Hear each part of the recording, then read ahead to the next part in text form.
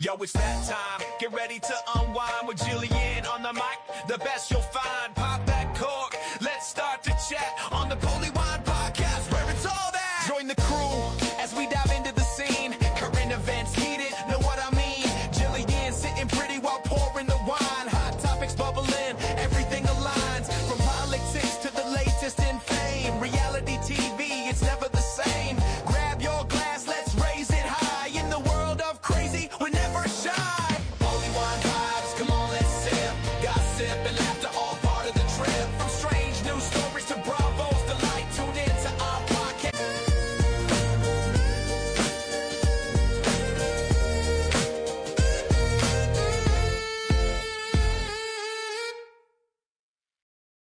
Hello, everyone, and thank you for joining us today on Polywine, where we like to take a deep dive into stories pulled from the media and have a fun time while breaking it down. I'm Jillian, and let's get into it. Well, let's start off with a happy story today, and that is because we have heard from our American sweetheart, and that is Dolly Parton, our darling of country music. She spoke directly to us and put all of our worries and concerns to bed in total Dolly fashion. And in her interview, she was like, "Do I look dead? I'm not dead yet," which is why we love Dolly. She's hilarious. And she let us know. She was saying that, following her husband's passing several months ago, she didn't take the best care of herself and some things fell by the side, and she had some kidney stones and some complications resulting from that. And she needed to take a pause and take care of her health and give her some time to get on the mend. And Dolly, whatever you need, take as long as you need, take your time. We are here for you. We will support you in whatever you need. We love you. We absolutely love everything about you. Not only are you a musical genius, an icon, a legend, you are hilarious. You are a businesswoman, and you're kind and sweet, and we love everything about you. So it is just so heartbreaking to hear that when your husband passed away, you were in this space, understandably so. That was your life partner, but we just want to see you better. It is so comforting to know that you are okay. Yes, we don't want to see you go through any difficulty, but to know that it's not a major, major issue. Oh, thank goodness there. Dolly, we love you. You're just unbelievable. I have loved you my entire life, not only just for your music, but your personality is just fantastic. I remember seeing you in an interview when I was very, very young, and you are just so honest and just so to your roots. It's just fabulous. And she was in this interview, the person, I don't know who it was asking the questions, the journalist, but they were like, "Well, you have such a unique style. Like, how would you describe your style?" And I was young, and I still remember this, like very tiny. And Dolly Parton's like, when I was growing up, there was this one lady in town that had all the makeup and, the jewelry and the hair and the long nails. And I just thought she was the prettiest thing and so beautiful. And everybody else called her like the town harlot. But I just thought she was the most beautiful thing. And I loved her style and I loved everything about her. And I was like, that's why we love you, Dolly. You're not judging, but when you like a good fashion and you like makeup and somebody who loves a strong eyeliner, I approve all the way. Dolly, thank goodness you're okay. We want to see you back. And what can I say? We just love you. Love, love, love. Now, let's take a little bit of a hard turn. Let's go over into the world of politics. We are in day 9 of the government shutdown. It is ugly. It is contentious. There has been conflict on the floor of the Capitol Hill, and that's in the halls. I mean, some congressmen and senators can't even get into their rooms because there's just too much conflict happening in the halls. And there should be. I'm sure they're getting flack from all over. We need to see some movement here, okay? The major fight what the fight is over and the Democratic holdout is, it's over the subsidies to continue for the affordable health care. Okay? They want to cut it. The Dems are fighting to keep it because there was an extension during COVID. We want to keep the extensions going. Even was it the gentleman from North Carolina? He was saying, you don't understand how many of my people in North Carolina are going to lose health care if this goes through. So he's fighting too. So I just thought it was the only focus should be on the American people. We all want to have health care. We all want to be healthy. We all don't want to have to stress out about being denied health care or any coverage of any kind, or God forbid, if we are sick, we can't afford it, have to declare bankruptcy or whatever it be. Both situations are worst case scenarios. So can we please get something to fight for the people? Let's give us all health care. That's what we need. That is what we need. Nobody should ever be denied. And let's get the facts straight. If you have any questions on what this fight is over, and let's be honest, it's about healthcare. It is about healthcare. So if you want to know the details, please go online and Google it from proper sources. Okay? Fact check everything because there's a lot of bad information out there, misinformation. Please fact check and base your own thoughts. But no matter what, the government is shut down. People are working or not getting paid. Some people are asked not to come in. There's concerns. Are people going to lose their job because those threats have been out there? Are they going to get back pay? There is a lot of unknowns here, and we have no answers to mounting questions. So, and can I just say for a second, and I don't even know how to say this, but Marjorie Taylor Greene, and it's a little bit difficult for these words to even come out of my mouth. I have seen you on multiple interviews lately. I even saw you on CNN. Good for you going. I've seen you on multiple news outlets about standing up for the Jeffrey Epstein victims. Good on you. And may I just say how absolutely reasonable you sound when you are talking about this standstill with the government. You, who is a Republican, you're like, look, we have to make things happen. People, we need to listen to the people that voted us in, who we work for, the people in the House and the Senate. We work for the people. Therefore, we need to make things happen. Let's get this ball rolling. Let's stop this ridiculous inside my team, your team fighting. Okay. This is a bipartisan issue, is the people. Let's get things moving. And I was shocked, and I am so pleased. I am so pleased to see this side of you. Where has it been? You've been a little bit off the rails, in my opinion, before on certain situations and topics.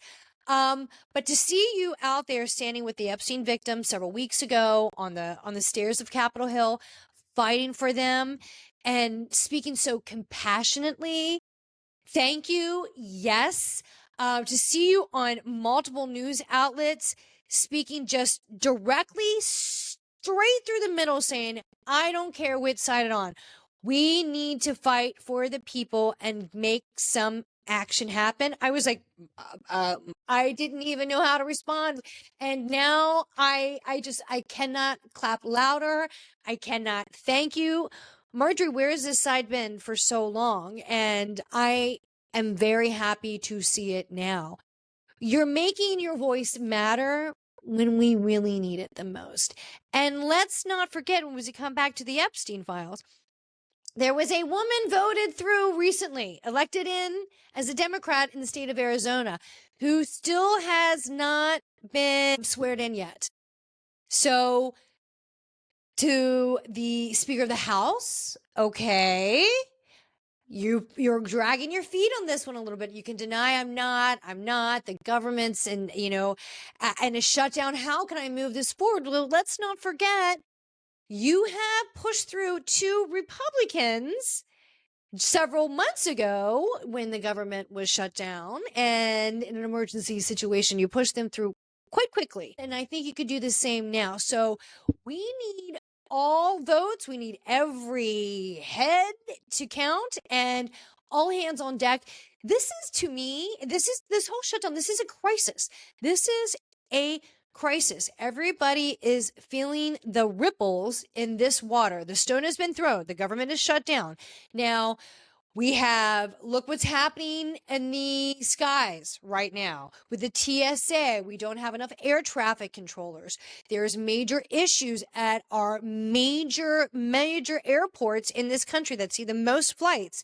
We're having delays. They don't want to call it a sick out, but you got to understand that these air traffic controllers not only are they already overworked, we're short-staffed anyway in those departments, but now they're not getting paid.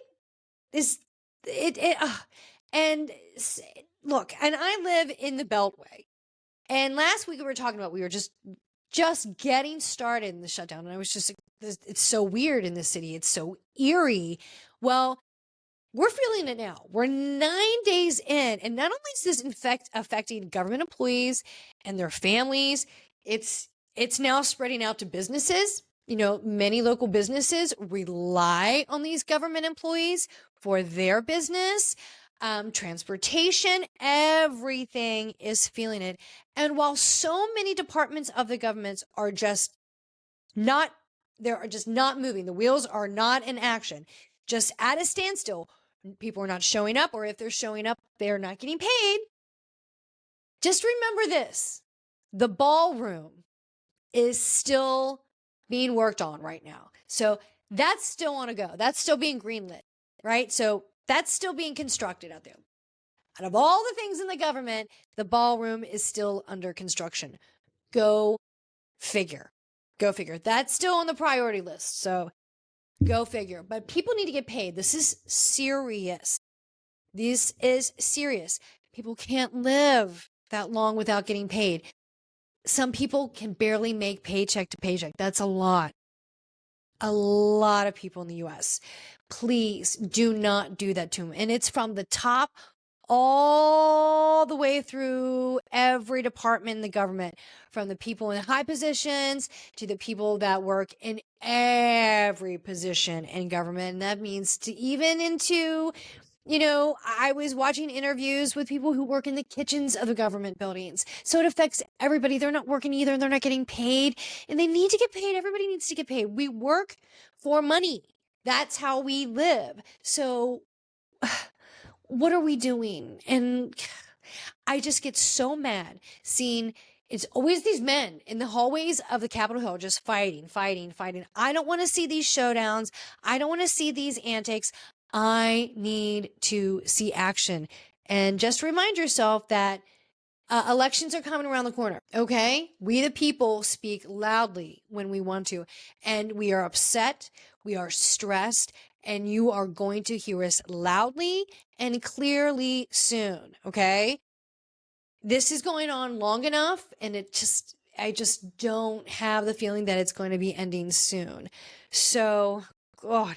And did you see, going back to the Epstein files, did you see Attorney General Bondi in the Senate Oversight Committee the other day? Ooh, that was a tough watch.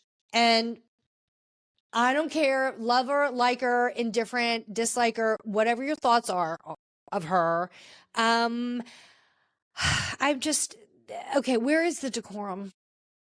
You have one of the highest positions in the country, and that's how you're going to act. Everybody in the world was watching that. International news was covering it. Everyone in the world was watching that. And I just, it definitely gave me the ick factor. And as a woman, come on, we worked so hard to get in these top tier positions, and that's how you're going to carry yourself. I'm sorry. I understand you are walking a tightrope. This is my opinion, that you're walking a tightrope because you had an audience of one. Okay. In my opinion, you had an audience of one. that audience seemed pleased with your performance. And if he was not pleased with this performance, you could lose your job. So it's a tightrope act. But as an attorney, is that how you act? Is that what you learned in school? Is that how you always presented yourself in a federal building? I'm shocked. I am shocked. And I'm also thinking to myself as this whole performance is going on, the government shut down right now. And how much is this costing? How much is this costing? And there's troops going into different cities across the country. How much is that costing? Okay. So so many questions. There's so many questions, and we're not getting a lot of answers to. We need some answers, please. And just the shouting in the White House press room, I can't handle it. Stop shouting at the reporters. They're there for a reason. They're there to do the job. You need to do your job. Answer some questions, okay? Instead of blame gaming, the blame, shame, moving the finger around. I just can't handle it anymore. We need clear, concise answers because there are a lot of questions. And every day, this is a fast pace and news in this White House administration. It is just constant news, just breaking news. And it is. So there's going to be constant questions you need to answer us, because if not, we're just going to keep circling back around like the Epstein files. They just keep circling around and around, and as they should. Again, Marjorie Taylor Greene, you fight for those women, Marjorie. Thank you so much. Like, I saw her on CNN. Thank you. Democrats, you need to go on some of the more conservative shows as well. You really need to state your case. You are not the best at messaging, and I just think it's just getting worse. You need to find a message. You need to find a better message, and you need to sell it, please, because this is just terrible. But you need to definitely go on the conservatives. You need to explain it. You need to answer their questions, because I got to tell you, the Republicans are doing it, and kudos to them. They're taking a walk on the wild side, and I was so happy to see Marjorie Taylor Greene being an advocate for these women. She was saying, she's like, some of these women were 14 years old. And who is standing up for them? Who was their voice? And I was like, yes, thank you. There needs to be more women. There are several women that have come forward. Thank you for doing so. We need more. I don't care what side you're on. This is a fight. These women need a voice. They didn't have a voice at a young age. Some of them are still struggling to find these voice as women decades later because of the pain and trauma. So we need some warriors for them as well. So we'll take whatever we can get. And I got to tell you, she's pint-sized and strong and mighty. So she might be an excellent warrior to have. So keep it going. And again, it's really refreshing to see this side of you. So thank you. I mean, I'm just shocked. I am absolutely shocked. But as we talk about the judicial system, let's work over to the world of Diddy. So Diddy was sentenced the other day. Well, what did he get? 50 months. That is 4 years, 2 months. And I'm sure that this time that he's already served waiting for his trial, that will be applied. But now his team is asking, can he be close to home, and where will he be placed? And he needs to be in a secure facility, because of course there's threats and of anything that could be harmful to him. And he's a high profile prisoner. So I'm sure there is a lot of concerns for his safety, and I'm sure there's been threats on him. That's what his team has said. So I'm sure. So where will he be placed? Where will he serve his time? We're still waiting to find out, but that's what he has been sentenced to. I think everybody was kind of a little shocked that it was so long because of what he was convicted of. But yeah, 4 years, 2 months. When will he get out? And a big question is, how will everybody react when he's out? Will he make a full comeback? Can you compartmentalize the individual from the artist? Some people have a really hard time with it. Am I going to clear him out of my playlist? I mean, I purchased those songs a really long time ago. I downloaded them a long time ago. He's a great artist. You cannot deny that. So it does put you in a difficult situation, but he'll be out soon. And what is his story going to be? What's going to happen? Is he going to write about it? Is he going to have a play about it? But what a turn of events with Diddy. It has been such a shocker. And he was labeled as such a monster going in. And we all saw the video. We all saw the Cassie video.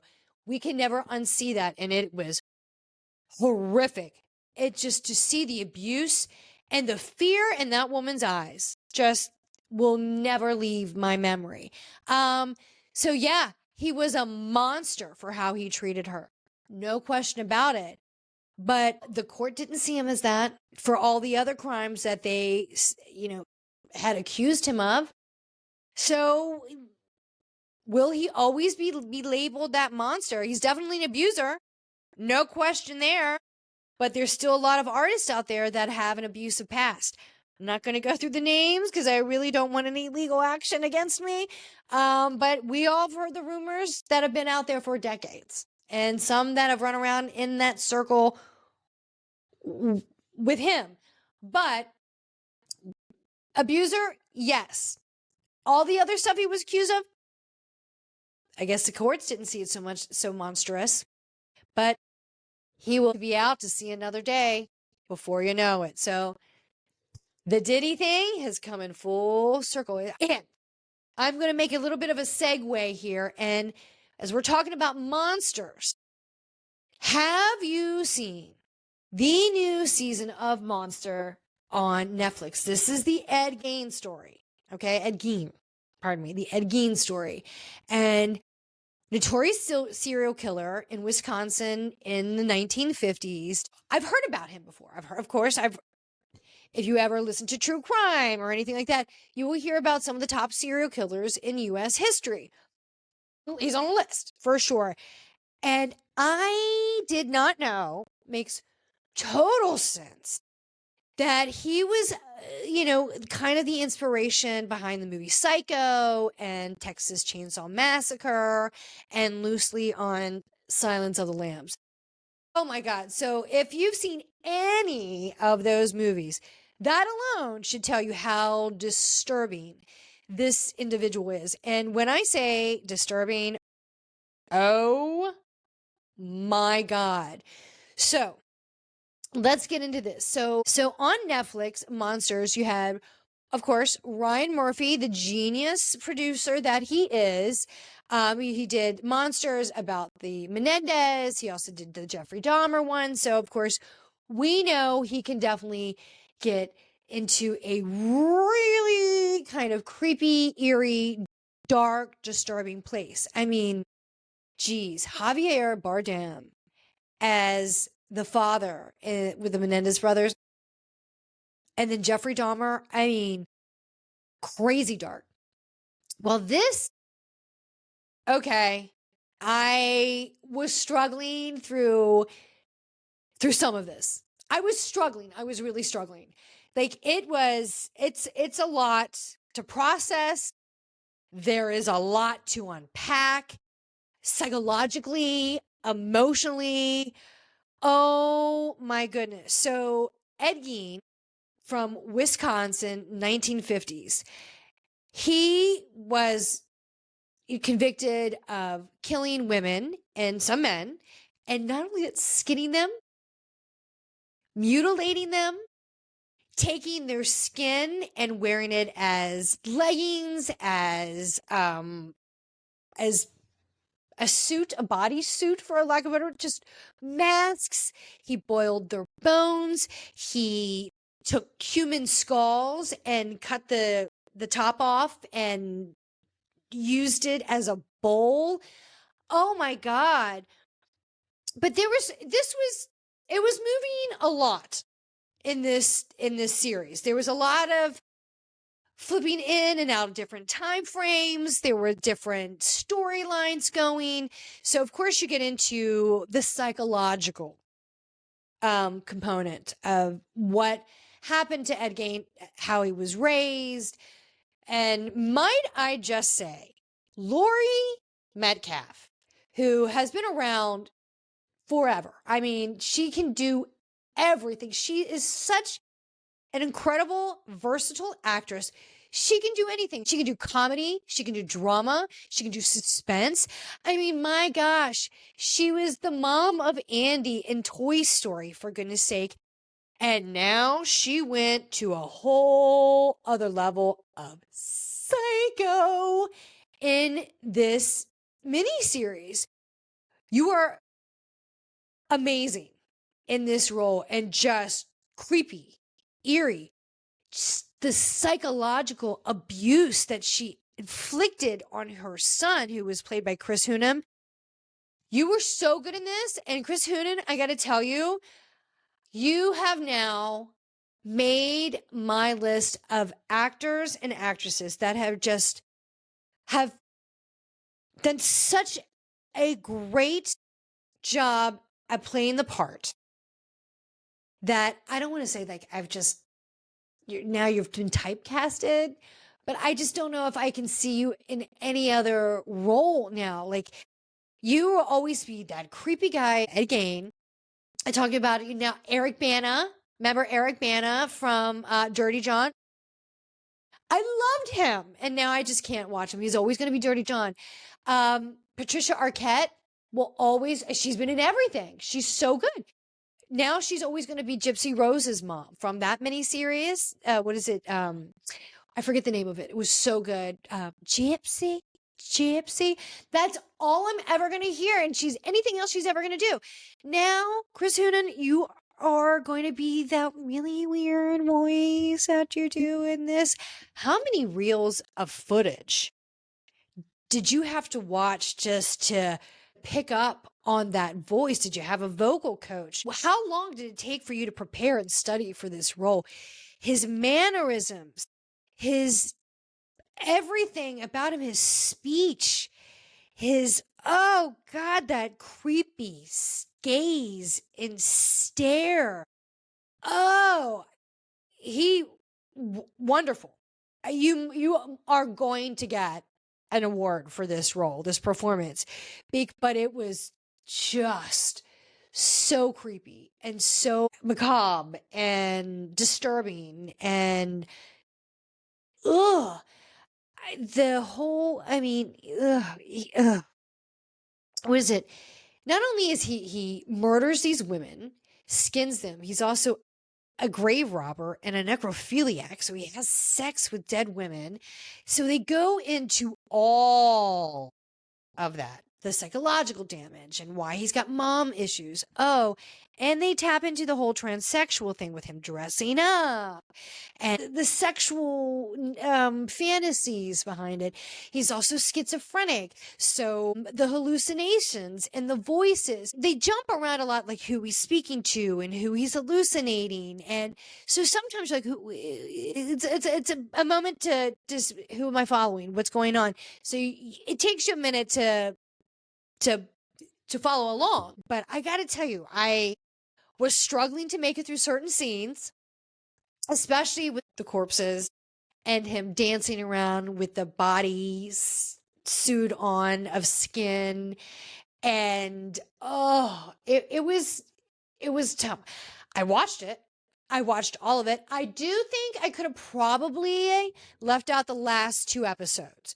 Once the police moved in, I think that would have been a full understanding and a complete ending. You know, I think everything would have been answered about how he was and how he was captured and how this sick, tormented individual inspired and create for the whole horror movie genre. You had the whole Alfred Hitchcock inspiration, and how he made Psycho loosely based on him. Well, not loosely, mainly based on Ed Gein, and then how he was the inspiration behind the Texas Chainsaw Massacre. And then you see how the whole body suit and skinning tied into Silence of the Lambs. And wow, I think I would have been fine with that. But then with the last two episodes was when he was in the mental health facility, and the other stories about the other serial killers that he inspired that were in jail. Some of those scenes, I could have been okay without that. That it was a bit much. Some of the things that I've heard, and then reading some of the stuff that I saw on Reddit talking about the last two scenes, I'm like, yeah, I might be a little bit emotionally scarred after that too. And Chris Hoonan, I cannot imagine the therapy that you're probably going to need after that role. You really went all in. You really channeled something dark to get that character, and you did it well. But I just don't know how I'm going to be able to watch you again. I don't. But Monsters, Ryan Murphy, you freaked us out again. Netflix, if you like that whole, serial killer crime drama, then definitely go watch another season of Monsters, Netflix. And this is the Ed Gein story. Ryan Murphy, you keep us going. You really do. He can do anything as a producer, director. He's great. I love his stuff. Remember on The Swans, Capote? I think that was the guy who was Alfred Hitchcock in this. I was trying to watch. And they already announced that the newest season of Monsters that will be released at a later date. They have not released a date yet, but the new season of Monsters will be about the Lizzie Borden story. So that should be interesting. If you don't know about the Lizzie Borden story, go research that. That's another creepy, dark, twisted story of American history. It's American history. And that whole tie-in with the movie genre and Psycho, and takes it that whole horror movie tie-in. I kind of like that connection, and I like how we related that, but it was just, wow, it was just so twisted. Now let's talk about a few other happier, funnier, light-hearted shows. I just was talking to somebody about the new series on Hulu, Chad Powers. You know about this? Glenn Powell is the main role in this one. And funny. It is funny. It's entertaining. I'm in and out watching it, but it's based on a prank that Eli Manning did on his show years ago, where he went in total costume, completely dressed up and disguise, and tried out for a college team. And it was really funny to see everyone's reaction. It's funny. Well, it's based off this character. The show, Chad Powers, is based off the character that Eli Manning played.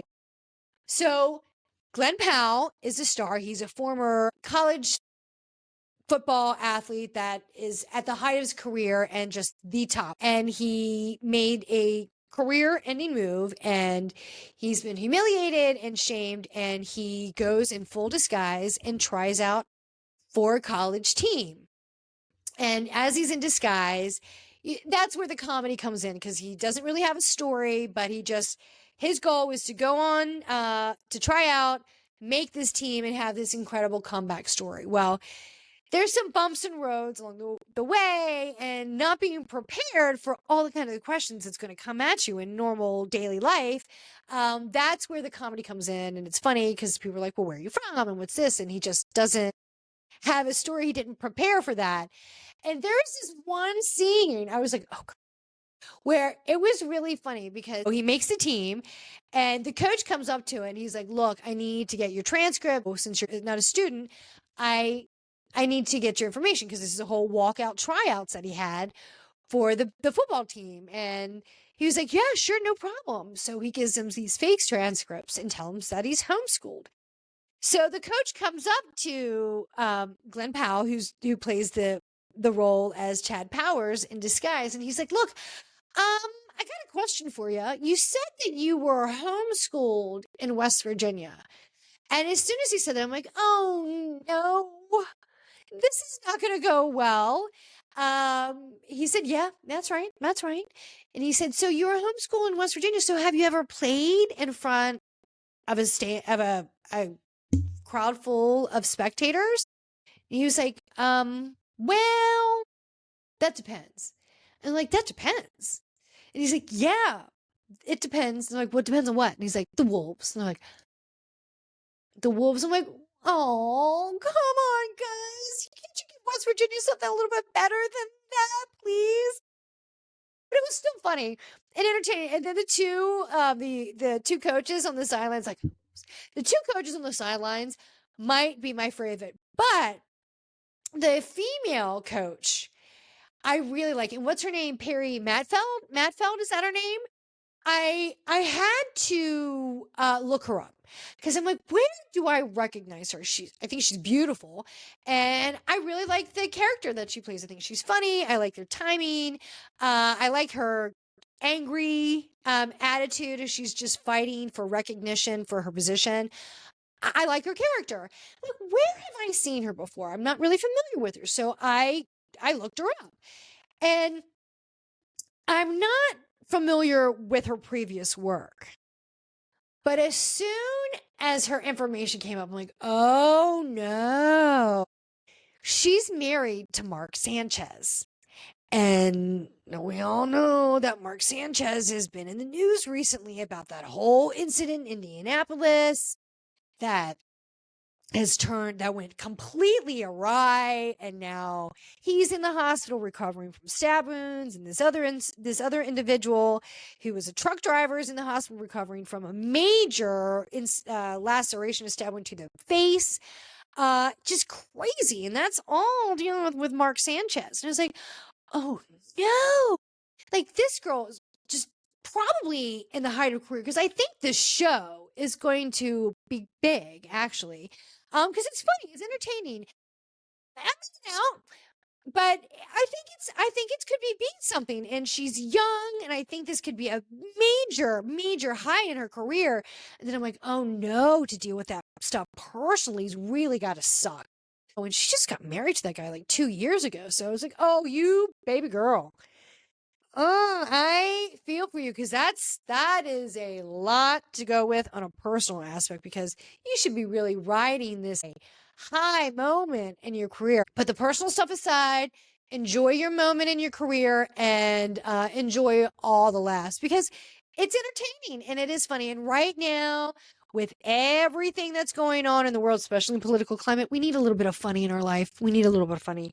And can we talk about something lighthearted, fascinating, educational, and with a little bit of humor? I was watching the documentary Octopus on Amazon Prime the other day. The narration is great. It is by that one British actor. What was she in? Was it something Flea? Was it Flea? She's really funny, and she is great narrating it. But you hear from specialists, scientists, marine biologists, environmentalists, all across the board that are experts in marine, animal, wildlife, all over. And they also have Tracy Morgan in there. Who Tracy Morgan, of course, is funny, but he really is a marine expert. And I used to watch this show years ago, Tanked. I have aquarium. I love marine studies. I'm totally fascinated. And I used to watch that show Tanked a long time ago too. And they would build custom tanks. And Tracy Morgan was on it, because this company built this massive tank for him in his home. And they were talking about how difficult it was and the logistics. And so Tracy Morgan was talking about all the tanks that he has and all marine life that he has, and highly venomous.